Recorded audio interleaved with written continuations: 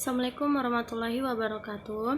Perkenalkan, nama saya Andi Evi Setiawan, NIM 1931040042 dari kelas PJKRA angkatan 19. Di sini saya akan menjelaskan materi tentang olahraga rekreasi dan pariwisata. Dosen saya yaitu Dr. Ahmad Adil, MPD. Lanjut saja, langsung ke materi. Olahraga adalah proses sistematik yang berupa segala kegiatan atau usaha yang dapat mendorong, mengembangkan, dan membina potensi-potensi jasmania dan rohani seseorang sebagai perorangan atau anggota masyarakat dalam bentuk permainan, perlombaan, atau pertandingan dan kegiatan jasmani yang intensif untuk memperoleh rekreasi, kemenangan, dan prestasi puncak dalam rangka pembentukan manusia Indonesia seutuhnya yang berkualitas berdasarkan Pancasila. Sedangkan rekreasi merupakan bidang yang berkaitan dengan pendidikan jasmani dan olahraga. Pada umumnya dikatakan bahwa rekreasi adalah aktivitas pada waktu senggang. Meskipun begitu, tepatnya adalah pemanfaatan secara baik dari waktu luang, yakni memenuhi tujuan yang hendak dicapai pendidikan. Aktivitasnya dipilih sendiri masing-masing hingga dapat memenuhi keinginan yang konstruktif. Jenis-jenis olahraga rekreasi. Terdapat beberapa jenis olahraga rekreasi, diantaranya adalah pariwisata, olahraga, permainan, dan hobi. Yang pertama, pariwisata. Konsep pariwisata mengandung kata perjalanan yang dilakukan seseorang yang untuk sementara waktu, bukan untuk menetap atau bekerja. Rekreasi pariwisata bisa menjadi alternatif untuk dilaksanakan pada waktu senggang, mengingat banyak sekali potensi wisata yang ada di Indonesia. Kedua, olahraga. Olahraga yang dapat dilakukan untuk rekreasi meliputi olahraga tradisional dan olahraga modern. Olahraga tradisional yang dilakukan pada waktu luang adalah sebagai berikut: tarik tambang, kejar-kejaran, bakyak, lomba balap karung, lomba balap kelereng, dan lain sebagainya.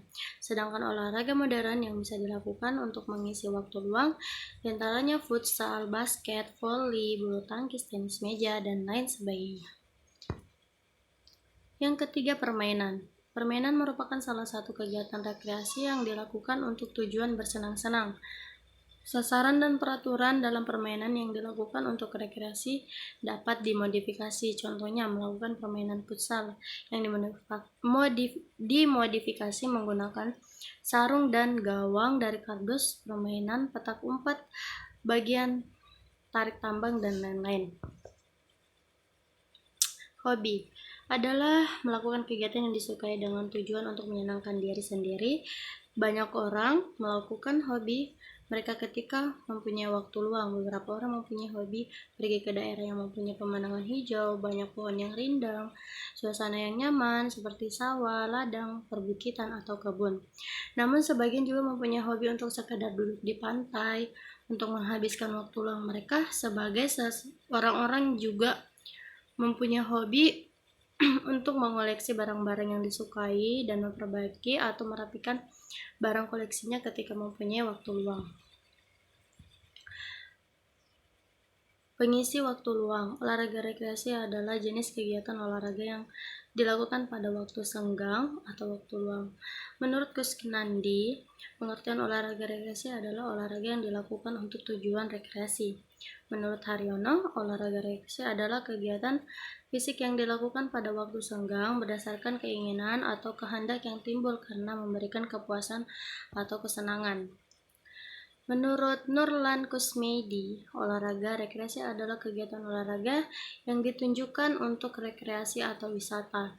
Menurut Aib Syaifuddin, Pendidikan Jasmani dan Kesehatan, olahraga rekreasi adalah jenis kegiatan olahraga yang dilakukan pada waktu senggang atau waktu-waktu luang.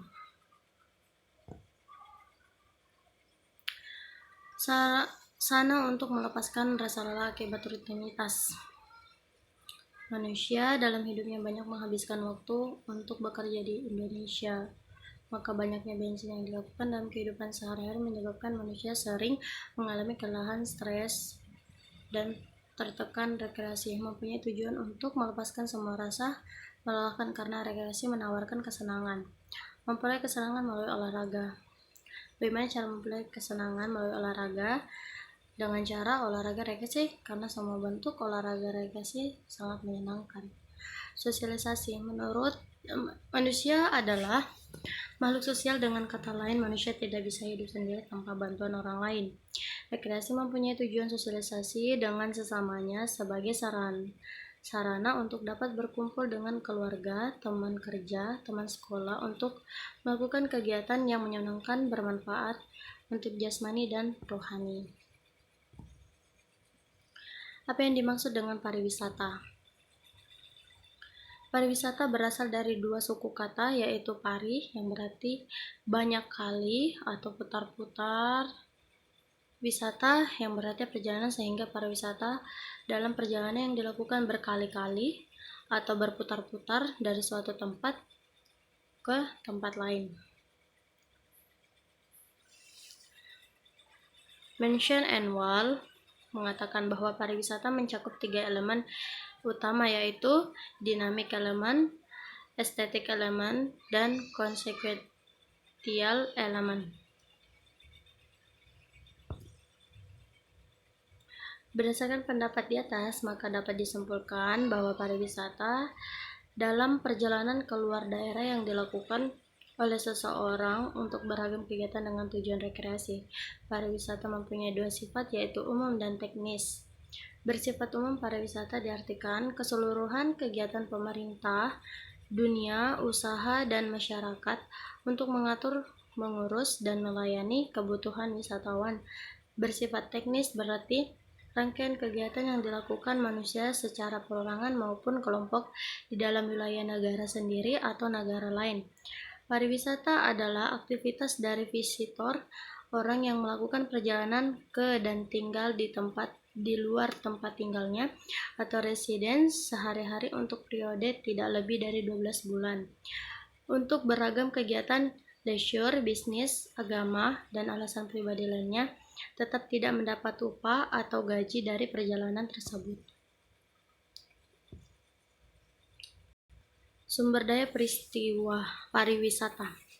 Sumber daya diartikan sebagai segala sesuatu yang mempunyai potensi untuk dikembangkan guna mendukung pariwisata baik secara langsung maupun tidak langsung. Sumber daya pariwisata terdiri dari sumber daya alam, sumber daya manusia, sumber daya budaya, sumber daya pariwisata minat khusus. Yang pertama, sumber daya alam. Menurut Damanik dan Weber, sumber daya alam yang dapat dikembangkan menjadi atraksi wisata alam adalah keajaiban dan keindahan alam atau topografi, keragaman flora, keragaman fauna, kehidupan satwa liar, vegetasi alam, ekosistem yang belum terjamah manusia. Sedangkan menurut Vanel, sumber daya alam yang dapat dikembangkan menjadi sumber daya pariwisata dan terhindar sebagai berikut. Yang pertama, lokasi geografis, yaitu hal yang menyangkut karakteristik ruang yang menentukan kondisi yang terkait dengan beberapa variabel lain. Misalnya, untuk wilayah Eropa yang dingin dan salju seperti Swiss mungkin cocok dikembangkan untuk atraksi ski es. Kedua, iklim dan cuaca yang ditentukan oleh latitude dan elevation, diukur dari permukaan air, daratan, pegunungan, dan sebagainya. Topografi dan landforms. Untuk bentuk umum dari permukaan bumi dan struktur permukaan bumi yang membuat beberapa area geografis menjadi bentang. Alam yang unik, kedua aspek ini menjadi daya tarik tersendiri yang membedakan kondisi geografis suatu wilayah atau benua dengan lainnya sehingga sangat menarik untuk menjadi atraksi wisata. Surface material menyangkut sifat dan ragam material yang menyusun permukaan bumi, misalnya formasi bantuan alam, pasir mineral, minyak, dan sebagainya yang sangat unik dan menarik sehingga bisa dikembangkan menjadi atraksi wisata alam.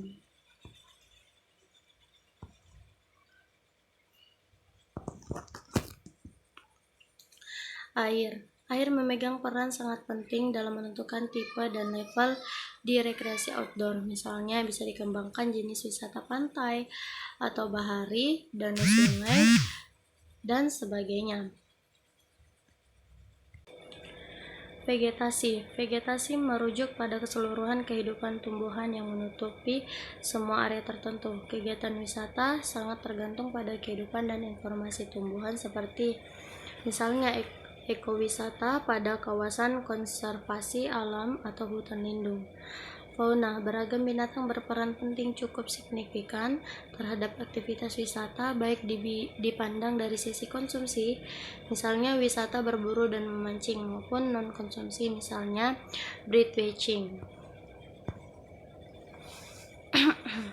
Berdasarkan uraian di atas, dapat disimpulkan bahwa sumber daya alam yang dapat menunjang pariwisata adalah sumber daya alam yang memiliki lokasi geografis yang baik iklim dan cuaca yang mendukung, letak topografi yang unik, air, vegetasi, flora, dan fauna yang menarik untuk dikelola menjadi daerah wisata. Yang kedua, sumber daya manusia. Sumber daya manusia diakui sebagai salah satu komponen vital dalam pembangunan pariwisata. Hampir setiap tahap dan elemen pariwisata memerlukan sumber daya manusia untuk menggerakkannya. Berkaitan dengan sumber daya manusia dalam pariwisata memberikan gambaran atas berbagai peluang karir dalam industri pariwisata yang digerakkan oleh sumber daya manusia seperti di bidang transportasi, akomodasi, pelayanan, makanan dan minuman, shopping, travel, dan sebagainya. Secara garis besar yang dapat ditekuni di sektor pariwisata adalah maskapai penerbangan atau airlines merupakan salah satu industri perjalanan yang menyerap dan menggunakan sumber daya manusia dalam jumlah paling besar. Bagi masyarakat lokal, airlines menyediakan berbagai level perjalanan melalui dari level pemula sampai manajer. Yang kedua, bus companies memerlukan manajer sumber daya manusia, agen tiket, agen pemasaran, petugas informasi, pengemudi bus, pelatihan administrasi, akuntan, dan sebagainya. Yang ketiga, careers companies, peluang karir terbuka untuk posisi kantor, perwakilan, dan penjualan agen tiket, tenaga administrasi, peneliti, pasar, direktur, rekreasi, akuntan, dan sebagainya. Railroad, diperlukan tenaga pelayanan penumpang, penjualan tiket, reservasi, masinis, petugas, pengatur lalu lintas, kereta mekanik, manajer regional atau wilayah, dan sebagainya. Rental car companies, diperlukan agen penjualan atau reservasi, agen penyewaan, mekanik, pengemudi, administrasi, manajer wilayah atau regional, dan sebagainya. Sumber daya budaya. Salah satu hal yang menyebabkan seseorang untuk melakukan pariwisata adalah ingin melihat atau mengetahui kehidupan dan budaya orang lain di belahan dunia serta keinginan untuk mempelajari budaya orang lain. Menurut Get Pitani dan Ketutsurya Diarta, sumber daya budaya yang bisa dikembangkan menjadi daya tarik wisata diantaranya adalah sebagai berikut: bangunan bersejarah, situs monumen, museum, galeri seni, situs budaya kuno, dan sebagainya. Seni dan patung kontemporer, arsitektur, tekstil, pusat kerajinan tangan dan seni, pusat desain, studio, artis, industri film, dan penerbit, dan sebagainya. Seni pertunjukan, drama, sendra tari, lagu daerah, teater jalanan, eksibisi foto, festival, dan event khusus lainnya. Peninggalan keagamaan seperti pura, candi, masjid, situs, dan sejenisnya. Sumber daya pariwisata minat khusus. Pariwisata dengan minat khusus diperkirakan akan menjadi tren perkembangan pariwisata ke depan sebab calon wisatawan telah menginginkan jenis pariwisata yang fokus yang mampu memenuhi kebutuhan spesifik wisatawan. Dampak ekonomi pariwisata. Adapun dampak ekonomi ditimbulkan dapat bersifat positif dan negatif. Dampak positif bagi ekonomi menurut lebar, ada banyak dampak positif pariwisata perekonomian, diantaranya pendapatan dari penukaran valuta asing, menyehatkan neraca perdagangan luar negeri, pendapatan dari usaha atau bisnis pariwisata, pendapatan pemerintah, penyerapan tenaga kerja.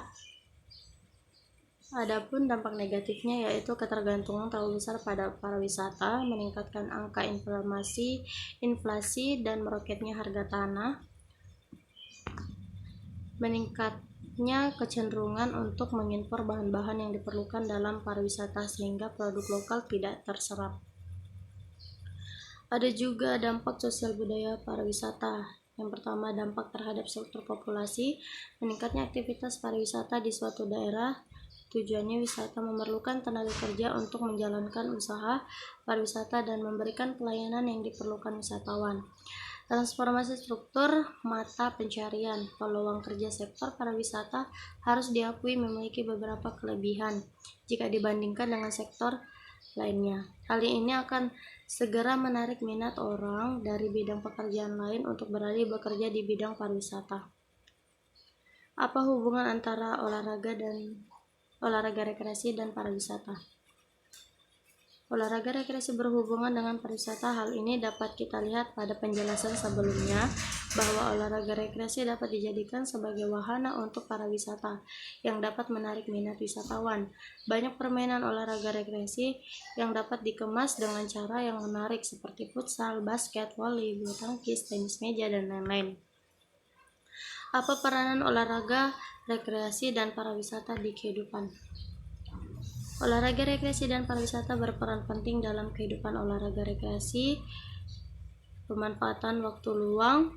Olahraga rekreasi berperan dalam pemanfaatan waktu luang sehingga manusia bisa tetap berproduktif dalam waktu luangnya. Olahraga rekreasi juga sebagai sarana untuk melepaskan rasa lelah akibat rutinitas.